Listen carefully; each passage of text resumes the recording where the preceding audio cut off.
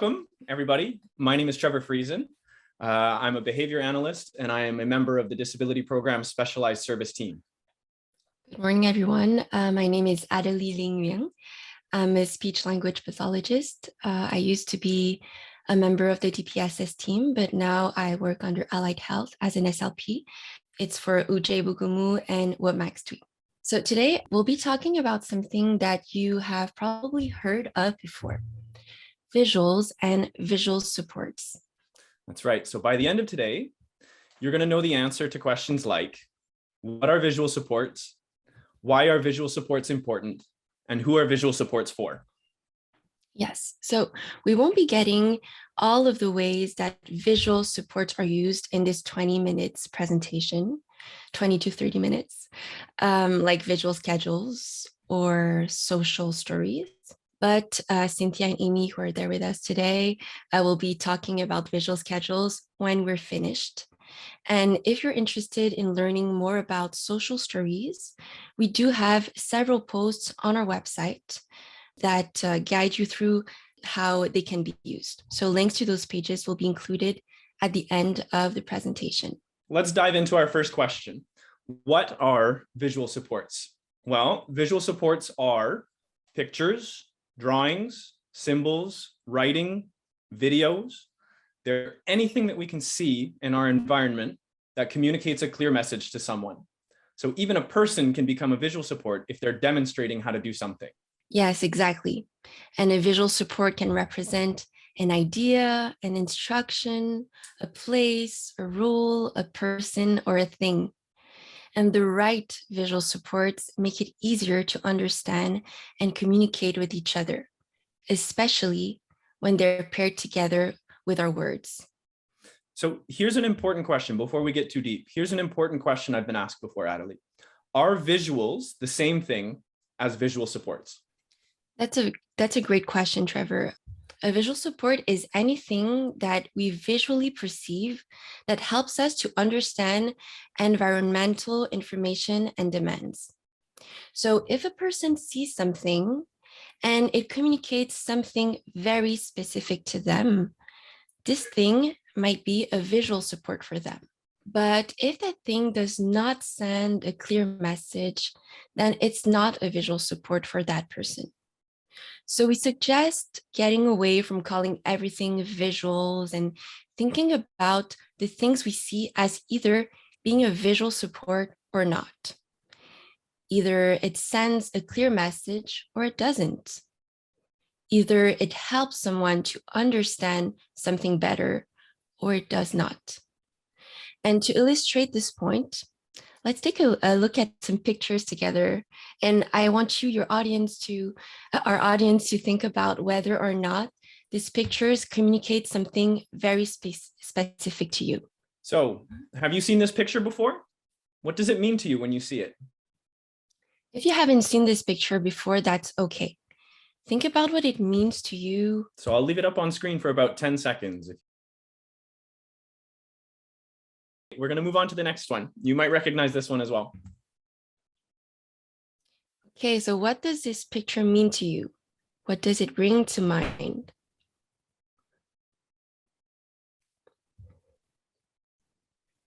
Remember, there's no right or wrong answers. We're just interested in what the picture means to you. Okay, here comes the next one. What does this one mean?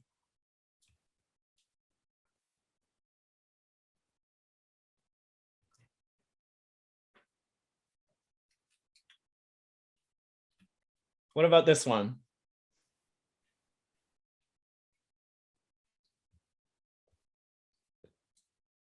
I think this one is also pretty straightforward. That one might be a good visual support for most people, yeah. Okay, next one.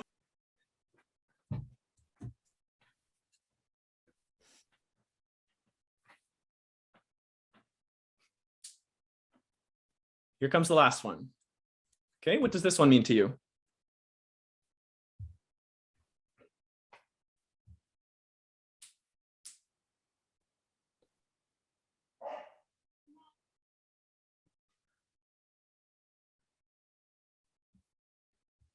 So some of those images might have given you a very clear message. and other ones may have been less clear to you. So it's important to remember that for some people, pictures like these might send a message on their own, but they can start to become a powerful visual support when they're paired with spoken or written language to send a very specific message. That's right. Okay, so for example, directions might be easier to follow if someone's giving you directions, if you have a map to look at while someone tells you where to go. So I'll share a quick story. When I was a teenager 100 years ago, I was working for a Greek restaurant delivering pizza. And the way that it would work is that in the back was all the prep area where you would cut vegetables and fold boxes. And in the front was where the kitchen was, where the cooks were, and where the customers would come in. And so my job when there were no deliveries to take was to be in the back doing prep. And I had to listen very closely because when there was a delivery to take, one of the cooks in the front would yell, "Driver!" And I had to run up as quick as I could. And the way that it would work, and this was, remember, this was before everyone had smartphones, GPSs, right? So you got to learn your neighborhood by looking at a map. So they would call you up, "Driver." And what would happen is sometimes they would have more than one delivery that was ready to go. But the cooks weren't the delivery drivers. So they didn't know if they could go at the same time, if they were in the same neighborhoods. So what they would do is they would take the tickets, right, that had the addresses and the orders on them. Let's imagine there were 6, because that's usually what happened if we were lucky. And they would just start yelling addresses at me. And I was supposed to take that information in and go, I can take that one, but not that one. And then those 2, but not that one. But if you can imagine loud and busy kitchen with someone yelling at you numbers and letters and names, I had a really hard time taking that information in. I couldn't imagine where those addresses would fall on the map when they were yelling at me. I could have asked them to say it nicer, but I don't think that would have helped. For me, what I really needed was I needed to see the written address. I had to be able to see it with my eyes on the ticket. So instead of them saying it to me, I would have them turn the tickets around and I would just look at each one and I would be able to read the address and I could picture where it would go on the map. And then I'd say, I'll take this one, and this one, but I can't take those ones. So for me, right, I needed to see the writing. The writing was my visual support in that context. The written words were my visual support. Each time I hear a story, Trevor, it makes me so nervous. I feel so stressed for you. Yeah, I don't know how I lasted. It was I remember it was a rough start, but I mean, I got good at it. It's okay. Yeah, I would not have been able to do that if I was in your shoes. But your story actually makes me think of a story of mine too about food also. Okay. So in my culture, we have this soup that's very popular. You might have heard about it, pho, this Vietnamese soup. So it's not hard to cook, but it's like a long process. You have to cook it a certain way and add all the right spices. And I love it. It's so delicious and comforting.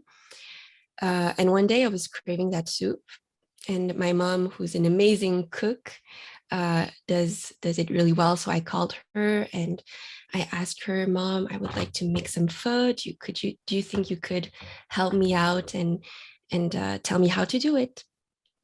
So she was super happy. She's like, "Yeah, no problems. That's super easy."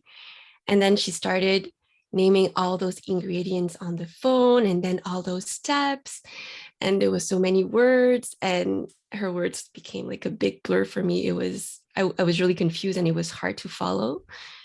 So instead, I just asked her, "Mom, do you mind if I just, we stop for a minute? I could come to your house instead and you could show me how instead of tell me how." So that's what I did. I went to her house and so we had all the ingredients on the table and she just showed me how to cook that soup. And just seeing her modeling it for me, demonstrating every step, really made more sense. It made it so easier for me. It's like it put like images on the steps that she was naming before on the phone. And so with her help, by seeing her do it, I was able to do it myself. And we were able to make that soup and we ate it together. And yeah, that was really fun. Okay, so cool. So kind of like my story, right? So your mother's words on their own were good, but they weren't good enough for you to learn it, right? To really get that message across. You needed the added visual support of seeing your mother do it. So, right, in this case, your mother became the visual support. Yeah, that's right. And in your story, the written addresses written on the tickets were your visual support. Exactly. And they, like I said, they were especially helpful for me in that loud environment when it was really difficult to concentrate. So if you hear these stories and you're thinking to yourself, wow, I thought only pictures could be visual supports, that's okay too. Pictures are often used as visual supports because for the right learner, they can pass a lot of information quickly. And pictures, they often match one-to-one exactly, right? The thing that we're talking about, it looks like what we're talking about. So maybe you've seen in a daycare where a worker shows a student a laminated picture of someone eating an apple, and that's meant to communicate snack time. Or maybe you've seen a picture of an X on a locked door to communicate that it's not time to use that door. Or maybe if you remember in one of our earlier slides, right, we put an X next to a picture of a visual schedule to indicate we're not going to talk about that right now. But remember, visual supports can be anything that we see that communicates that message. And the visual support that you choose for one person might not be the right visual support for another. Mm-hmm. And some people might ask also, is it okay to use images as visual supports for an adult learner, even if they can read?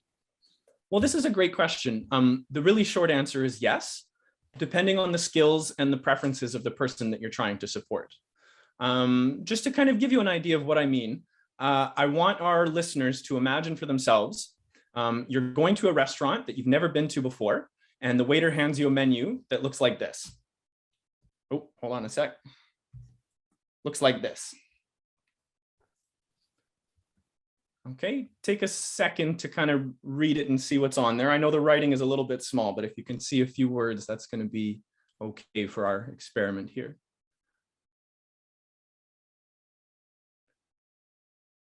Okay, so even if someone's reading skills are pretty strong, looking at this menu, it's difficult to know what food to expect when you look at it, since your options are only shown to you using written words as a visual support, right? So it also takes a lot of effort to decode the writing and imagine, right, to make a picture in your mind of what it might actually mean. And then even if you go through all of that work, there's still no guarantee that you will get what you expect, right? You might order toast expecting, white bread with butter, and you get something completely different because the restaurant style of toast is different. So in this example, the message that these written words are sending, even though I'm a pretty strong reader, they're not sending me a very clear message. But then what about this one that includes images of what you can expect, right? Even with pretty strong reading skills, it's easy to guess which menu sends me the clearest message. I like pictures on my menu. My eyes need to see the food. Yeah. That's exactly it, because the pictures add so much to the words. And sometimes they can even bring back memories. They make us think of the taste of the food, the texture, the smell. Visual supports complement the written language on the menu, and they add more information than words can communicate on their own, because a picture says more than 1,000 words. Mm-hmm. Okay, so we're going to do another activity here. And that's going to allow us to feel how many different messages a picture can communicate. Okay, Adelie is going to be my volunteer for the first part. I'm going to show her an image. It's going to come on screen for about 10 seconds. And Adelie's going to call out all of the different things that come to mind, kind of like what we did before. There's no wrong answers. And for those of you watching, you can play along with Adelie while she's doing it to get some practice. And then I'm going to give the audience a turn with new pictures after. Okay? Adelie, you ready? I'm ready. All right, here's the first one. Okay, fish, fishing, a good meal, going into the water that's cold. Okay, Adelie, here comes the next one. You're doing great. Thank you. Okay. Going to do our groceries, cooking, uh, winter night. So while Adelie was calling out, I was doing my best to record as quickly as I could, right? So for the fish image, Adelie said fishing, but then she also said some stuff that was a little bit different, right? Cold water, a good meal. For myself, for whatever reason, I see that picture and I think of the smell. I can smell fish. I can smell water. I can smell, a lot of. I have memories of doing some fishing on a canoe, but then I can also feel kind of the, like Amy said, it's slimy, slippery. I can feel it on my fingers, and definitely cold, right? It looked like cold water to me. When I was looking at pictures of the grocery store of the Northern, I was thinking about the cold snow. I could remember the last time that I was there, the sound of my boots walking up on the metal steps. And I picture where I walked in, I can picture the grocery carts just inside the entrance before I turned in to go shopping. So it's really nice. It's a fun exercise because we can really feel for ourselves. Sometimes we get the same messages, but there's also lots of different ones depending on your experiences with what you're seeing. That's right. And it was really fun. It's a fun exercise. That's right. Yeah. So how did we do? What we shared some of the thoughts. The thoughts were very diverse and different, and then some were the same, right? So if you're in a group, was it different what you thought compared to other people in the group? Remembering before, Adelie and I looked at the same two pictures, but we received different messages from them. Also, if you guys remember this one, when I first looked at this image, I thought of connection, support, taking a walk outside. But for those of you that have seen these images around your community, you might know that this image is meant to remind you to keep 6 feet apart, to social distance.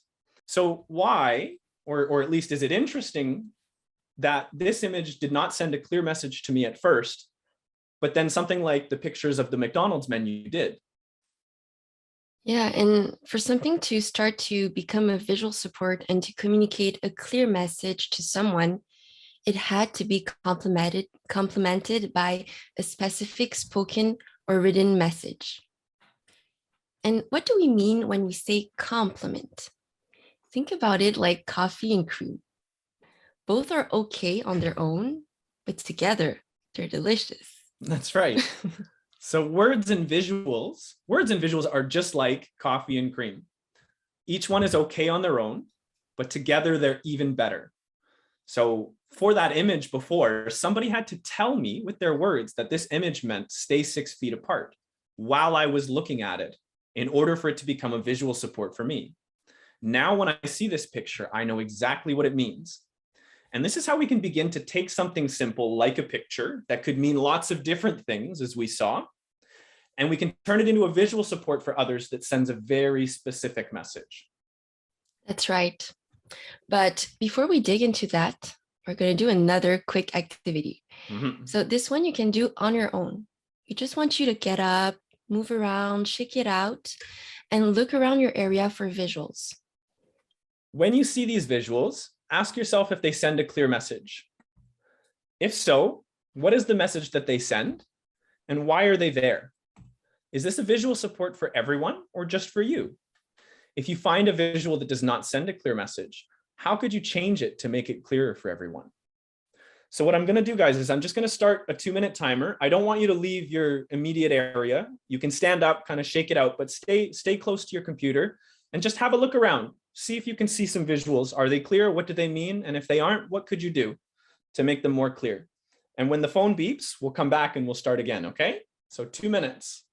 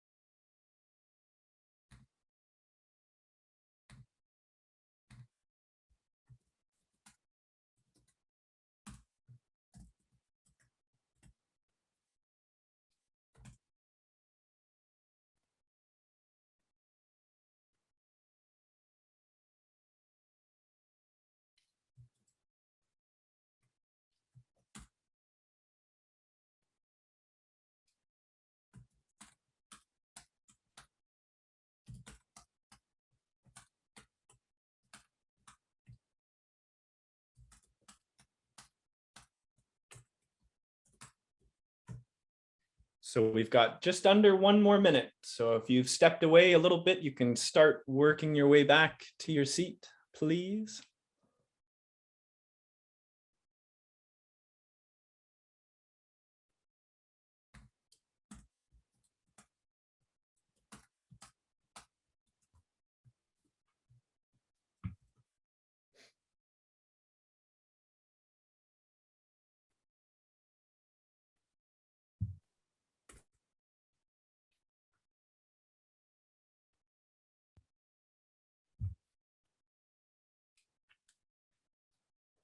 Okay, about 10 seconds, and we're going to start again.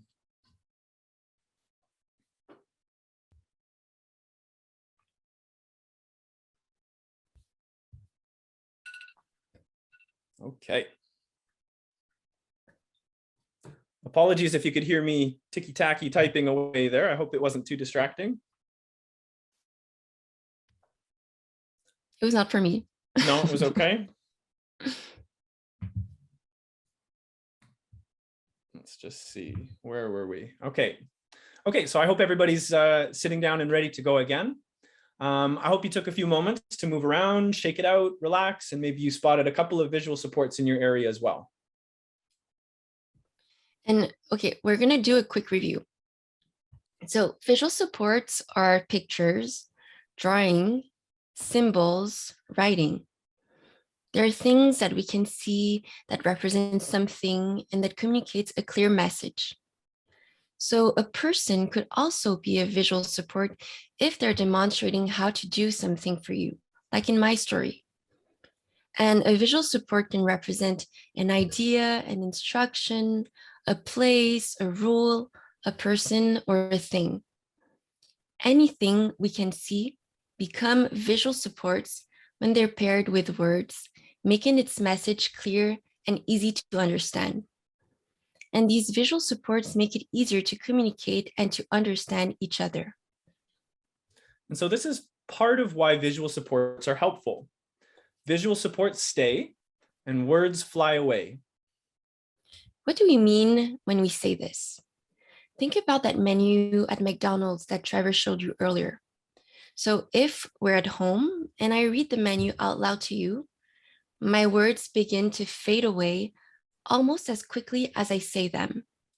But the pictures on the menu are visual supports that we can better hold on to, something that can stay and be looked at over and over again.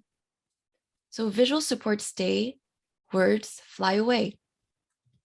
And remember, visual supports are everywhere, but what about when they're not?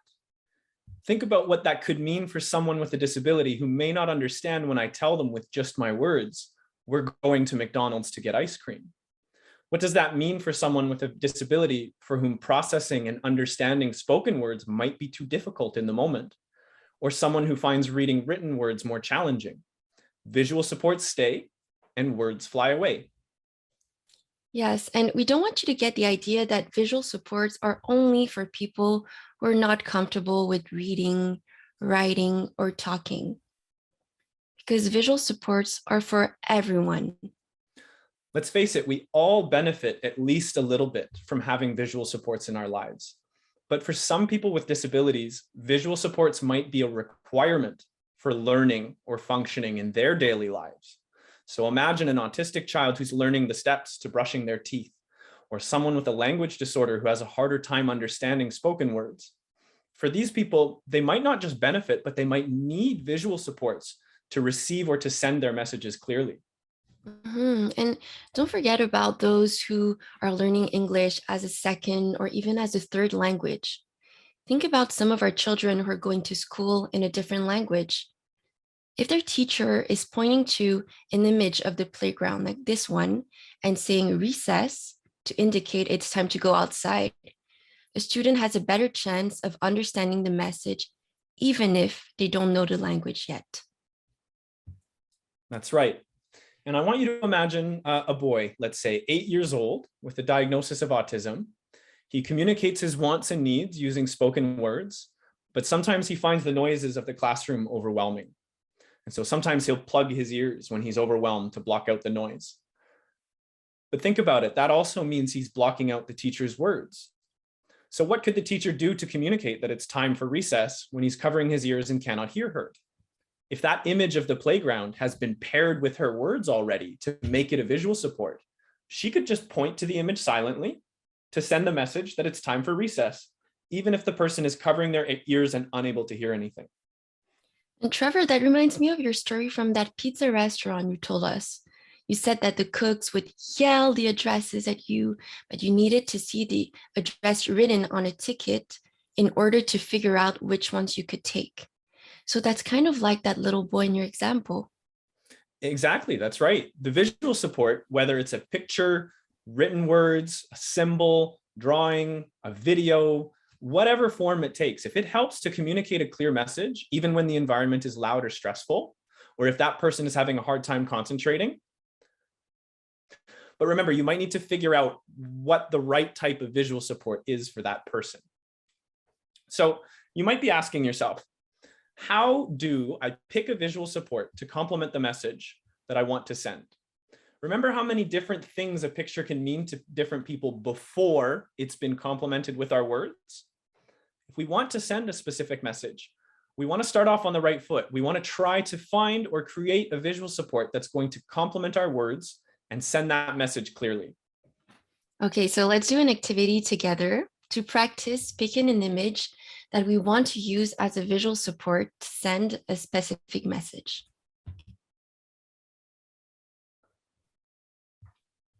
Now, before we start, I want to emphasize something really important to our audience.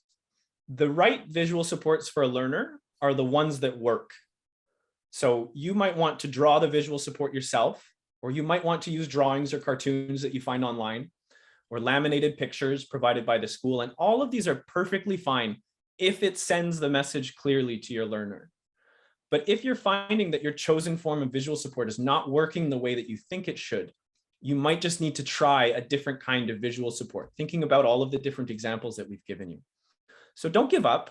Think about all of the different ones that are available to you and give them a try. You might try written words or a list.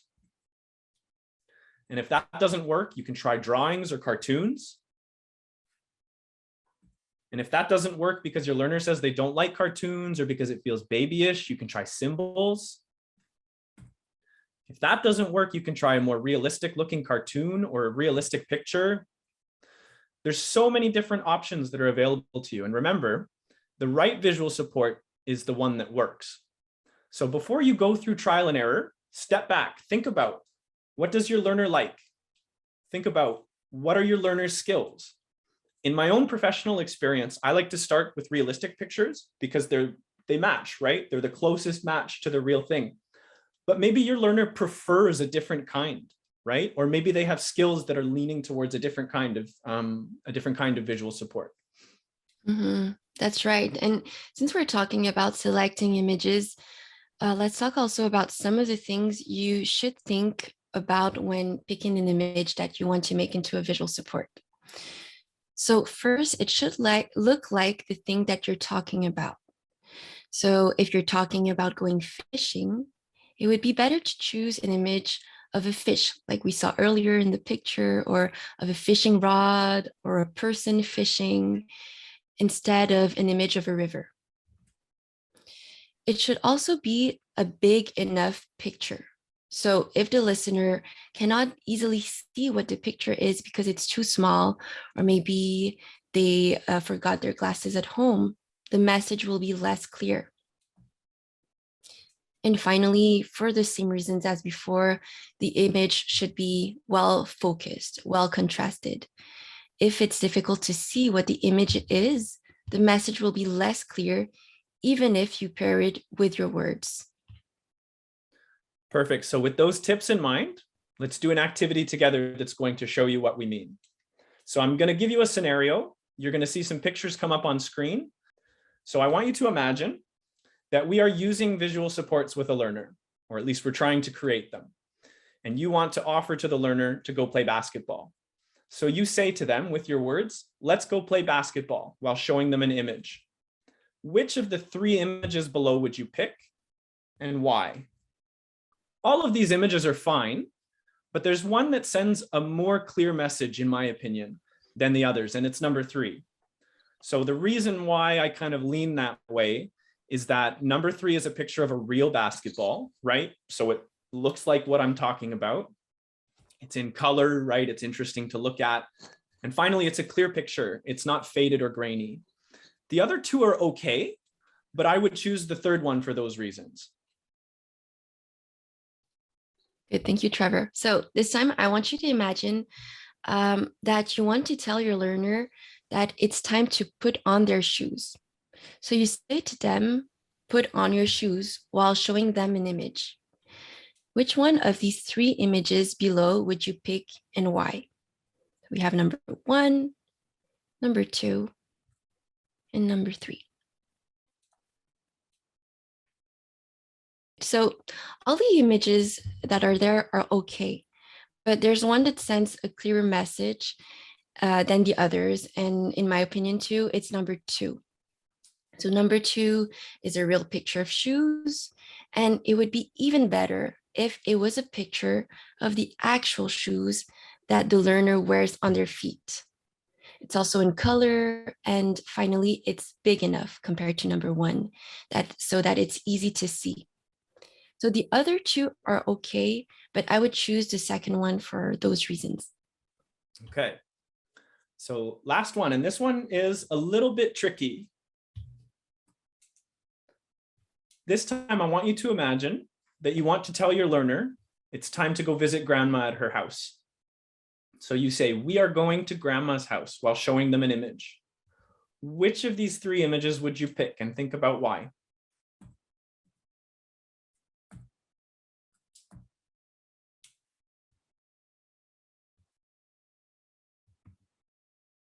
So remember, all of these images are okay, but there's one that I think sends a clearer message, or at least compared to the others, sends a clearer message, and it's number 3.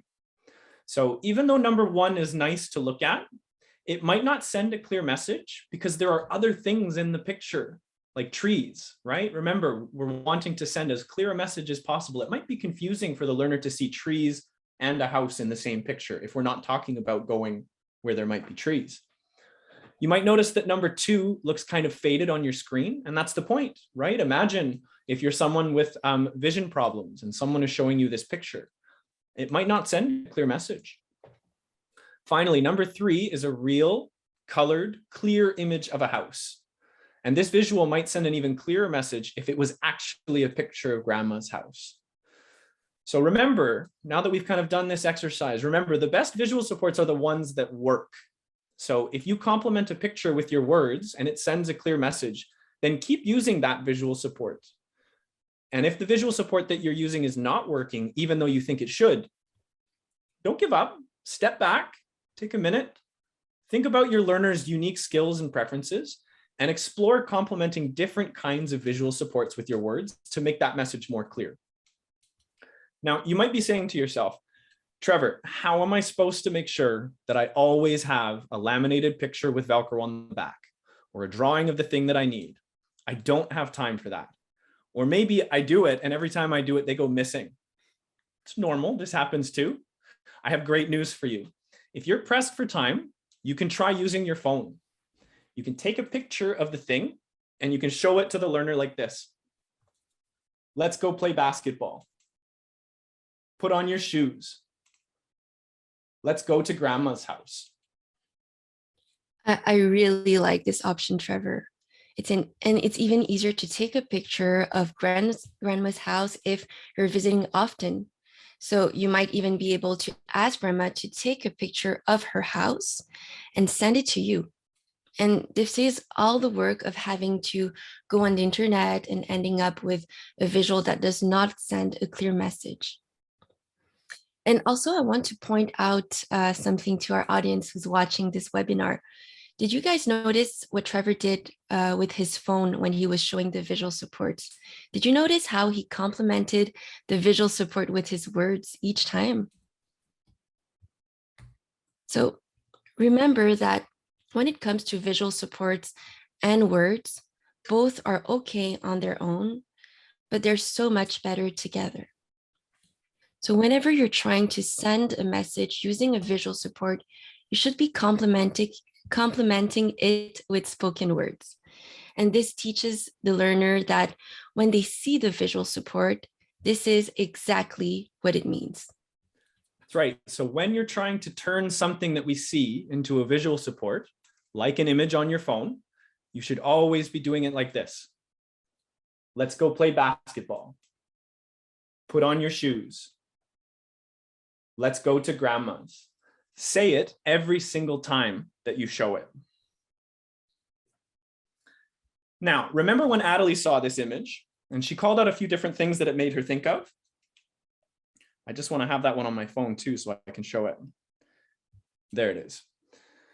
So she thought of a few different things, and you guys shared lots of different things that this image showed to you as well. If I wanted to turn this image into a visual support to send the message that we're going fishing, I would need to show the picture to Adelie, and I would need to say, let's go fishing at the same time.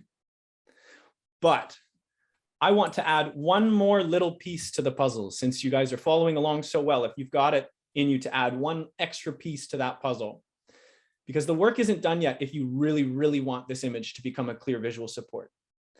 I would also bring this image with me, and I would show it again when we get to our fishing spot, right? I would show it again, fishing. And then while we're fishing, right, if there's a good moment, I would show it again and I would say, fishing. If I'm saying the message every single time that I'm showing the visual and we're experiencing it at the same time, this will help to make it mean exactly what I want it to mean in that moment. It will make it really clear. Mm-hmm. And so as we wrap up today's conversation about visual supports, part 1, we hope that you leave here today, remember these 3 messages. First, visual supports are all around us. So ask yourself, anytime you see a visual support, what does it mean to me? What does it mean to someone else? And if it does not send a clear message, how could I make that message more clear? Next, I want you to remember that visual supports are powerful tools for communication, right? Images can be powerful tools for communication, just like a video or a written word. As we saw in our activities, images can pass a lot of information very quickly.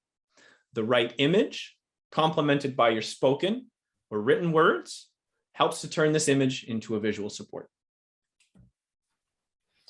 And finally, remember that for some learners, visual supports aren't just useful, but they might actually be necessary. So it's up to us to add clear visual supports to help people get the full message. So get out there and start taking pictures of things with your phone or drawing your own visual supports. Show it to someone while you're talking about the activity and when you're doing the activity to help them get the full message. And it's okay if it's a little awkward or clunky at first. Don't worry about it. You're not hurting anyone. So keep trying. And remember, if your chosen visual support is not working the way that you think it should, be flexible and try pairing your words with a different kind of visual support. Remember that each learner is unique, which means that they have unique skills and preferences. If your written checklist isn't working, try pictures instead, even if you have an older learner who can read. Remember the McDonald's menu with all the pictures of the menu items? If the learner says that they don't like using cartoons as visual supports, try realistic images instead, or symbols. Just because someone is older or younger doesn't mean that you shouldn't use certain kinds of visual supports. The best visual supports are the ones that work, and the right visual supports for each individual might be exactly what they need to feel more secure and to feel more confident and then to communicate with others. So thank you very much for joining us today, guys, for following along. I really appreciate all of your participation. I'm just going to show, and we've got a couple of slides just to remind people, we do have a visual support from this conversation, right? We have a handout that you can download or print that looks like this. So that visual support, that handout is going to stay even if our words fly away. This handout summarizes everything we talked about, and it might help you to remind you of some of the key points if you're interested in trying to use visual supports. And you'll be able to find it on our website. That link has been shared and will probably be shared again. You can stay up to date. We've got all of our socials here. And I just want to kind of point you towards the person who created the artwork. So it was commissioned and it's given to the Cree Health Board, but someone named Natasha Makash made these beautiful pictures that we use today. And you can find her on Facebook. She's got a Facebook store. She's got a few different websites, but I just wanted to make sure that you guys knew who was the original artist of those images. And our references here if anyone's interested in digging in. Okay, perfect. Thank you very much. I'm going to stop sharing now.